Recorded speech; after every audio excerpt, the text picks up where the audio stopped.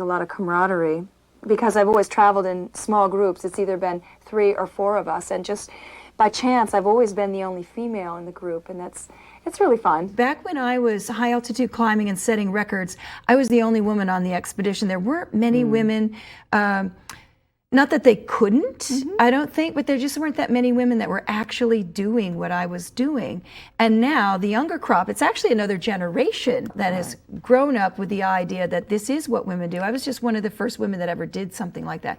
There weren't that many men doing what I was doing at that time. Definitely in my 20s, I was like a little boy too. I was as much go get them as the guys. So he said, here's where we'll be. And I had to stop him for a minute. I said, Craig, do you know what time we left today? No.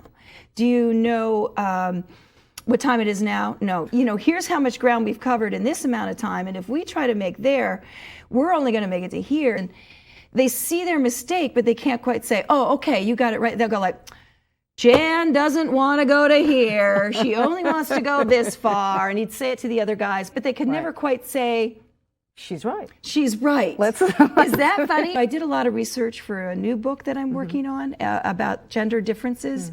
And the interesting thing is when men communicate, it's often about who's top dog, who's got it right. And I watched that among the men. When we were climbing, women, through conversation, like to bond. Men actually compete. We make great co-leaders because Ned has 10 times the testosterone I do.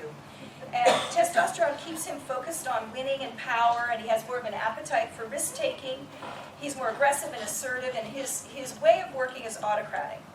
Now me, being on estrogen, it has me more focused on bonding and connection. It discourages conflict and risk-taking, and I tend to be more democratic and empathic in the way I work. And that's when I learned women have more endurance than men, but a marathon isn't quite long enough to show that, a running marathon or a ski marathon. But when you get into something like an expedition, as the days wear on, women have an extra fat layer that men don't have, and a lot of that's about survival and childbirth and being able to support your child and nurse.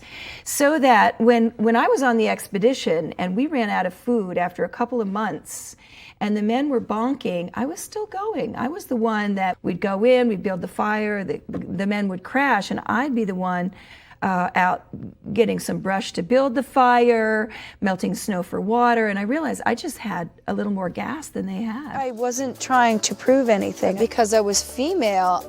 I only did it because it's what I really love. I want to hit the little white dot.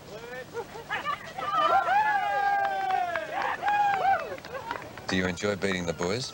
Well, I must admit it's fun. It was so fun. Oh, Chris, it's cake. You'll love it.